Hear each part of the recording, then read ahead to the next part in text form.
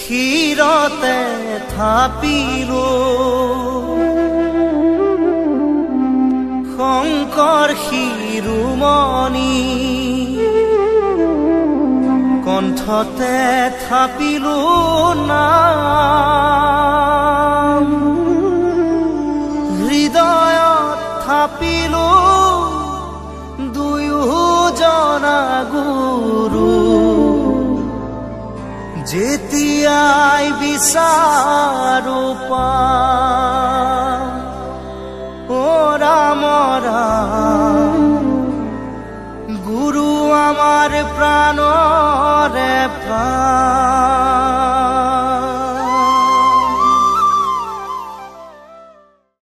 কৃষ্ণ ইষ্টগুৰু সমন্বিতে যে যিজনৰ কোনো বিদ্যা নাই আৰু যাৰ ওচৰত কোনো জ্ঞান নাই আৰু যিজন ব্যক্তিক সংসাৰৰ লোকসকলেও মহাপাপী বুলি পৰিত্যাগ কৰে তেনেজন মহাপতিত ব্যক্তিও যিজনা ভগৱন্তৰ আশ্ৰয় হৈ এই ভৱসাগৰ তৰি যাব পাৰে।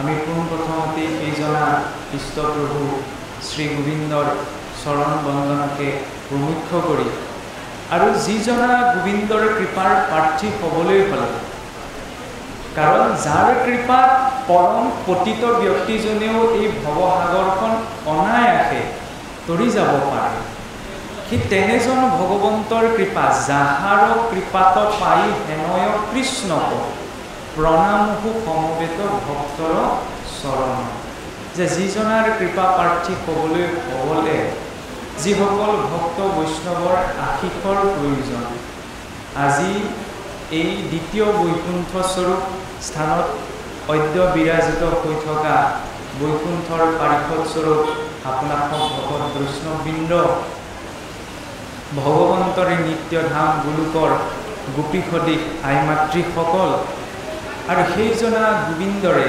নিত্য সংগী স্বৰূপ গোপবালক স্বৰূপ যুৱবন্ধুসকল সমন্বিতে আজি যিসকল কাৰ্যকৰ্তা ও কৰ্মকৰ্তাৰ জৰিয়তে এই স্থানত প্ৰজ্বলিত হোৱা ভক্তি প্ৰদীপ গছিৰ ইন্ধন স্বৰূপ সমস্তজনকে আমি মান্যানুসাৰে সেৱা অৰ্পণ কৰা হৈছে।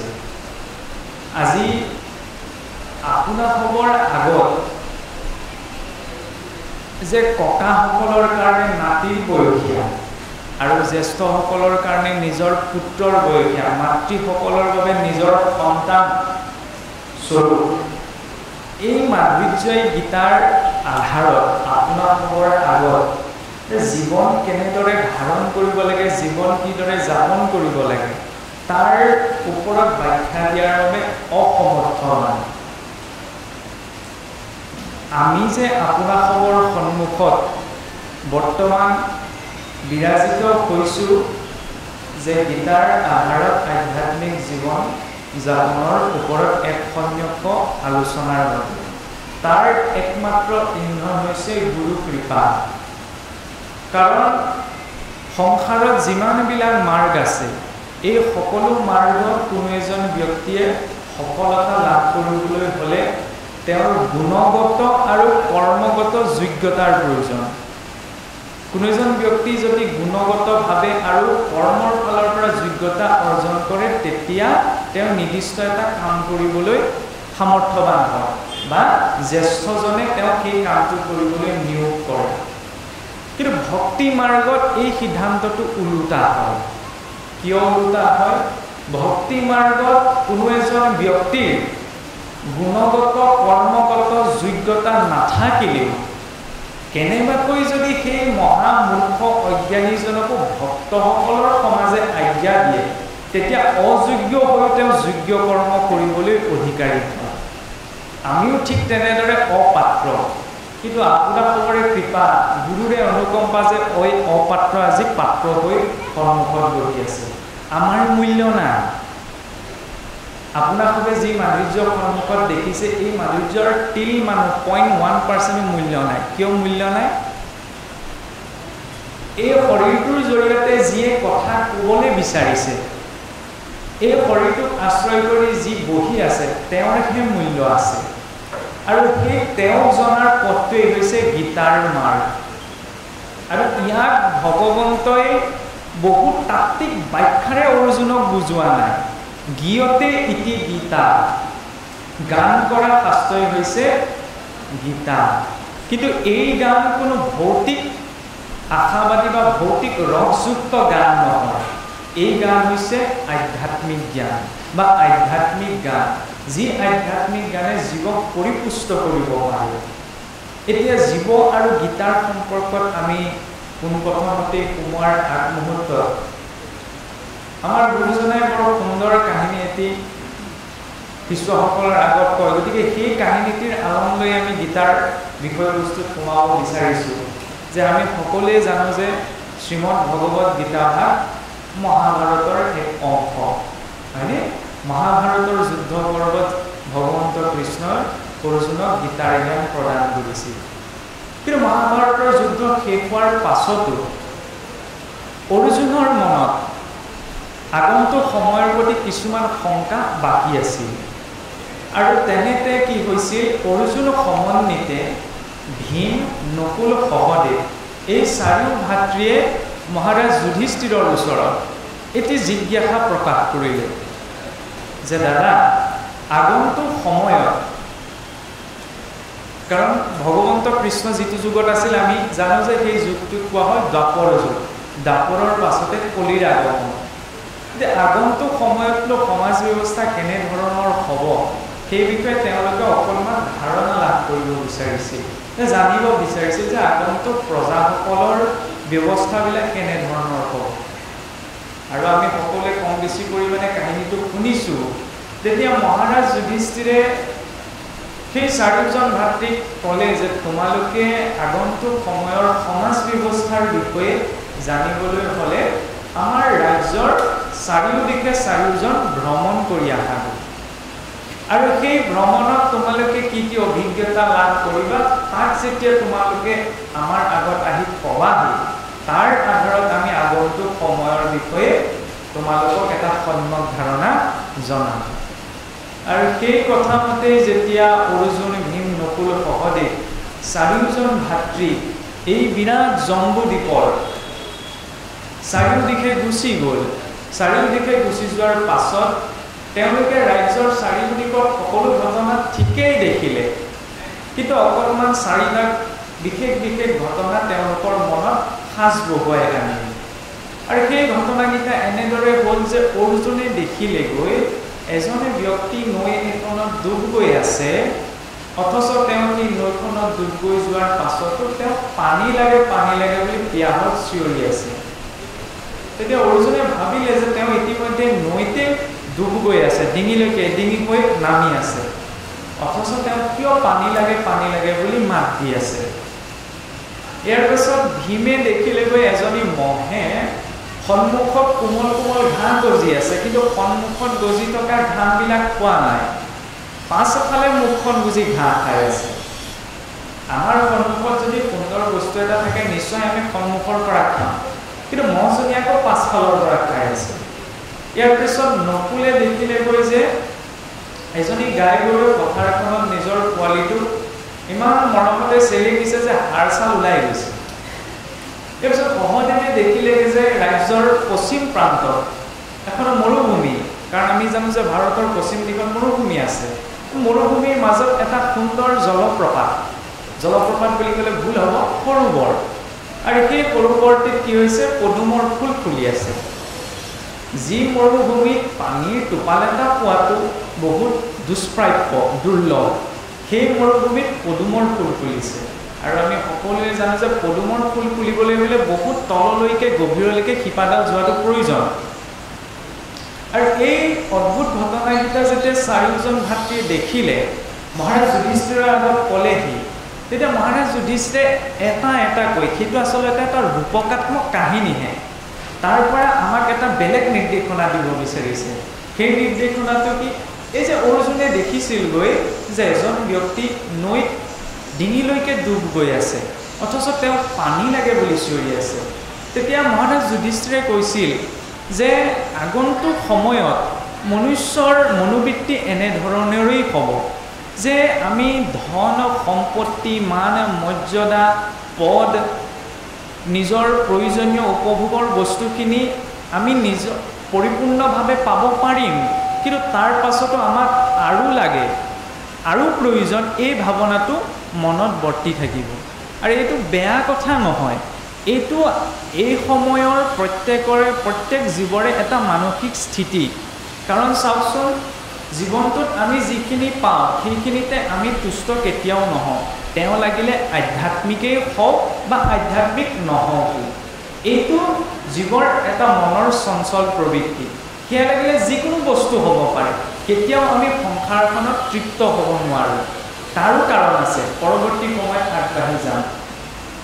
ইয়াৰ পাছত যেতিয়া এই ভীমে দেখিছিলগৈ যে এজনী মহে আগফালে গুজি থকা ঘাঁহ নাখায়, পাছফালে মুখখন গুজি খাই আছে, তেতিয়া মহাৰাজ যুধিষ্ঠিৰে কৈছিল যে আগন্তুক সময়ত এনেকুৱাও হ'ব, প্ৰত্যক্ষ ৰূপত আমি যিটো পাম তাতেই আমি তৃপ্ত নহওঁ, বৰং কেনেবাকৈ পাকে পকাৰে বেকা পকিয়েও কিবা এটা অৰ্জন কৰিব পাৰিনি, তেনেকুৱা ধৰণৰ মনোবৃত্তিও আগন্তুক সময়ত প্ৰকাশ পাব।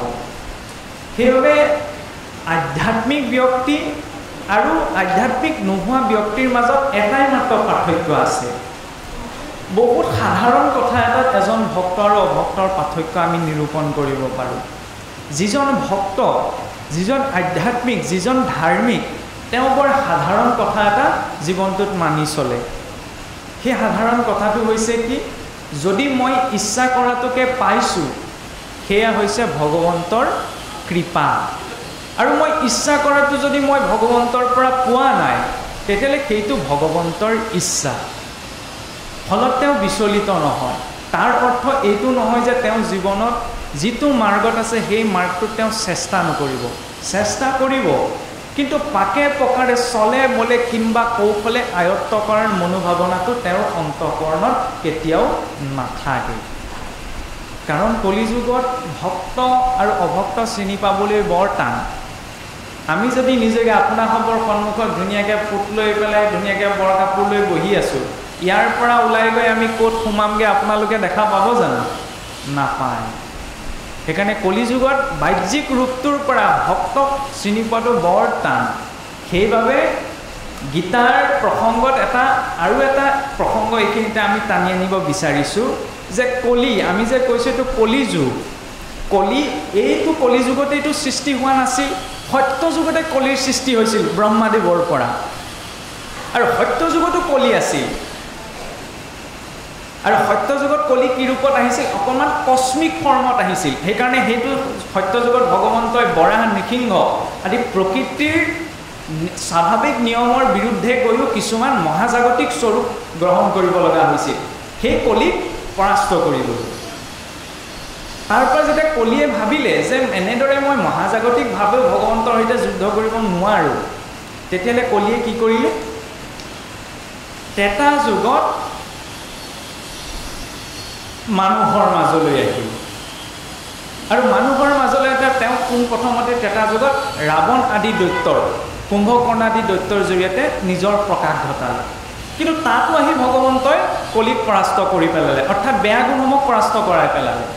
কলিয়ে তেতিয়াও ভাবিলে যেতিয়া এইদৰেও যেতিয়া মই ভগৱানৰ হাতত পৰাস্ত হৈছোঁ, তেতিয়া দ্বাপৰ যুগত কলিয়ে সহায় ল'লে পৰিয়ালৰ।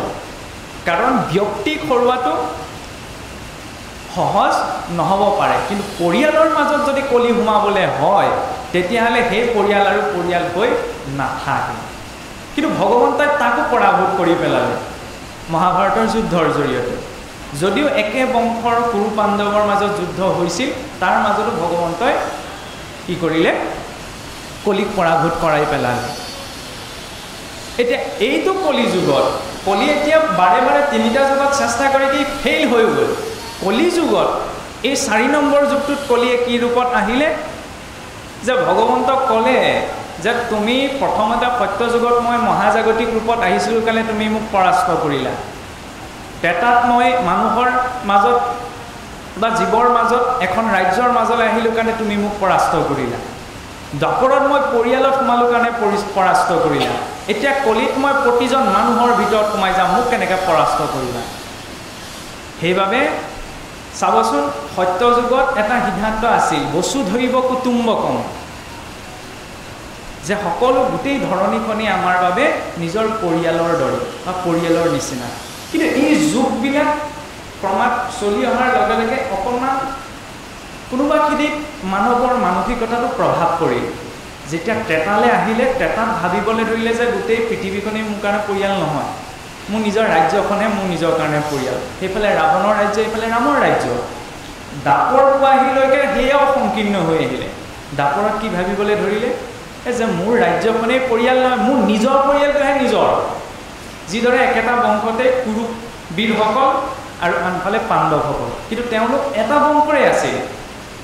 কলিতটো তাতোতকৈও বেয়া হৈ পৰিলে। কলিত আকৌ হৈ পৰিলেগৈ ময়ে মোৰ পৰিয়াল, মা দেউতাই খাবলৈ পাইছে নাপাইছে মোৰ দৰকাৰ নাই, পুত্ৰ ভাইজাই খাবলৈ পাইছে, মুঠতে মই ভালে থাকিলেই হ'ল।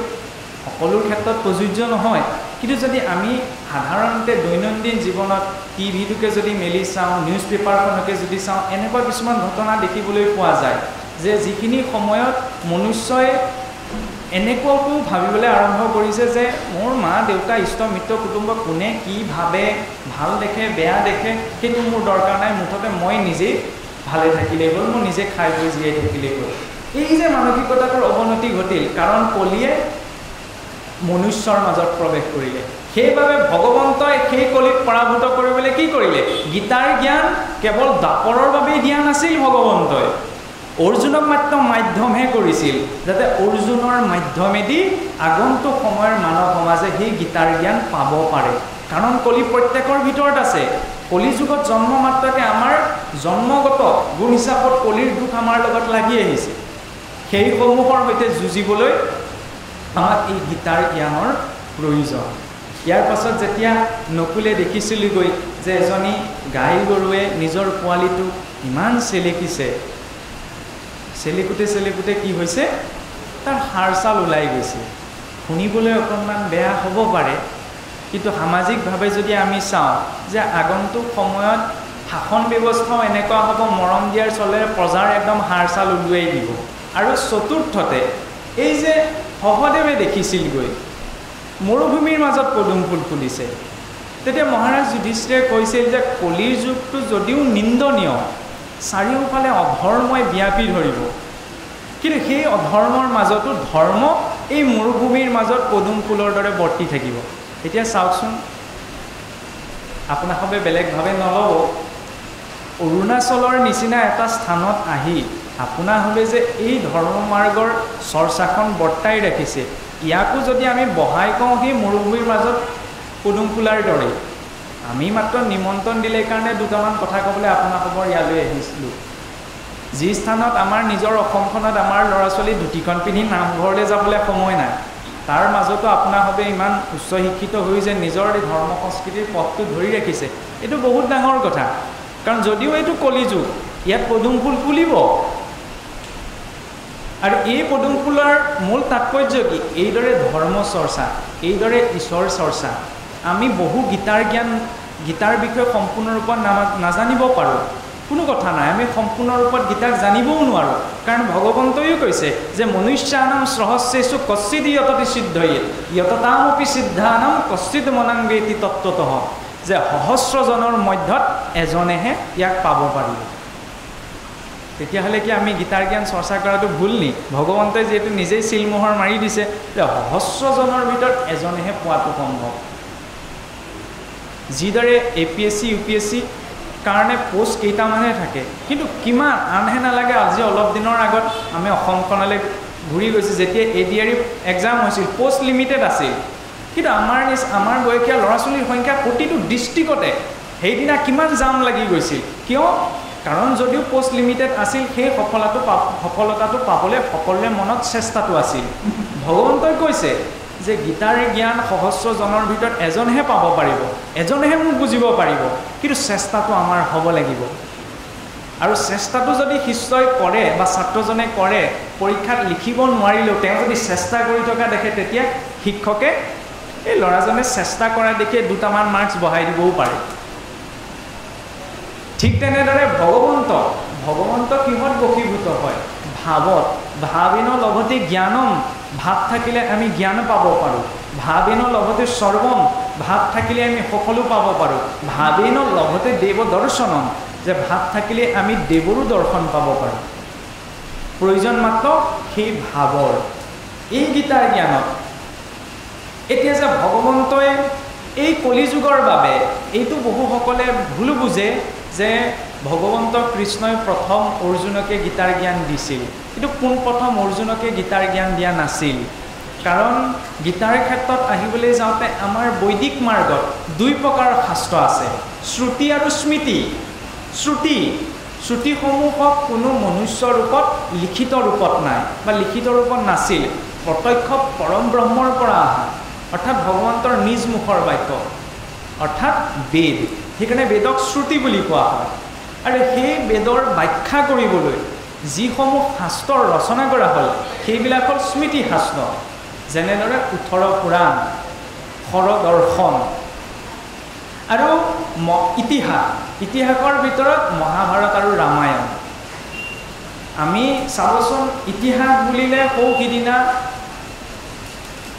মোগলসকল অহালৈকে, ব্ৰিটিছসকল অহালৈকে যিবিলাক চেপ্টাৰ আমি স্কুল কলেজত পঢ়ি আহিছোঁ, কেৱল তাকেই আমি ইতিহাস বুলি জানো।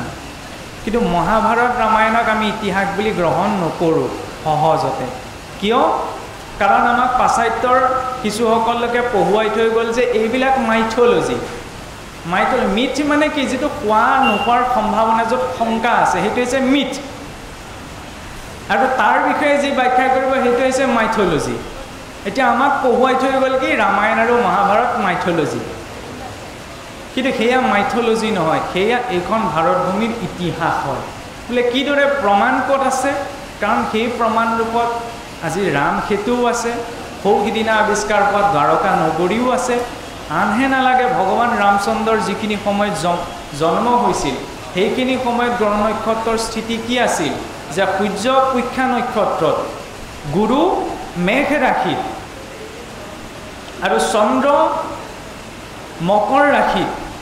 এই স্থিতিটো যেতিয়া নাছাৰ কম্পিউটাৰত ভৰাই সেই স্থিতিটো কেতিয়া উৎপন্ন হৈছিল তাত চোৱা হ'ল, তেতিয়া তাৰ একজেক্ট ডেটলৈকে ওলাই আহিছিল। আৰু সেই তথ্য আমাৰ হাতত মজুত আছে। পাশ্চাত্যৰ ইতিহাস আৰম্ভণি হৈছে আজিৰ পৰা 2500 বছৰ আগত। সেইবাবে তাতকৈও যে অধিক আগত মানৱ সভ্যতা থাকিব পাৰে সেই কথাটো তেওঁলোকে গ্ৰহণ কৰিব নোৱাৰে। সেইবাবে কোনোবা এটা ছিষ্টেমত আমাক এইটো শিকুৱাই থৈ গ'ল। কাৰণ এই ছিষ্টেমটো ক'ৰ পৰা আহিলে আমি অকণমান তালৈও ঘূৰি গৈছোঁ। যেতিয়া ব্ৰিটিছসকল পোনপ্ৰথমতে ভাৰতবৰ্ষলৈ আহিছিল, ভাৰতবৰ্ষলৈ আহোঁতে দেখিছিল যে ভাৰতবৰ্ষৰ লোকসকলৰ বা ভাৰতীয় লোকসকলৰ যিটো শিক্ষা প্ৰণালী, সেই শিক্ষা প্ৰণালীটো ইমান উন্নত। এই উন্নত শিক্ষা প্ৰণালীটো যদি বৰ্তি থাকে তেতিয়াহ'লে ভাৰতবৰ্ষৰ লোকসকলক আমি অধীন কৰা সম্ভৱ নহয়। তাৰ প্ৰমাণ ৰূপত নালন্দা বিশ্ববিদ্যালয়ৰ কথা আমি কম বেছি পৰিমাণে সকলোৱে জানো, নহয়নে? লাখ লাখ কিতাপ সংগ্ৰহালয়, সেই সংগ্ৰহালয়ত সংগ্ৰহ কৰি থোৱা হৈছিল। চীনৰ পৰা এজন পৰিব্ৰাজক, গ্ৰীচৰ পৰা এজন পৰিব্ৰাজক সেই নালন্দা বিশ্ববিদ্যালয়ত পঢ়িবলৈ আহিবলৈ সংস্কৃতত পৰীক্ষা দি আহিব লগা হৈছিল সেইটো যুগতে। তেনেকুৱা এটা পৰ্যায়ত ভাৰতবৰ্ষত জ্ঞান চৰ্চা হৈছিল। আমি জানো যে এৰোপ্লেন উদ্ভাৱন কৰিছিল অৰভিল ৰাইট আৰু অৰবিল ৰাইটে, নহয়নে? কিন্তু এইখন ভাৰতবৰ্ষতে শিৱকৰ বাপুজী তলপদে নামৰ এজন ইঞ্জিনিয়াৰে সেই অৰভিল ৰাইট আৰু উইলবাৰ ৰাইটৰ আগতেই ভাৰতবৰ্ষত প্ৰথম বিমান নিৰ্মাণ কৰিছিল।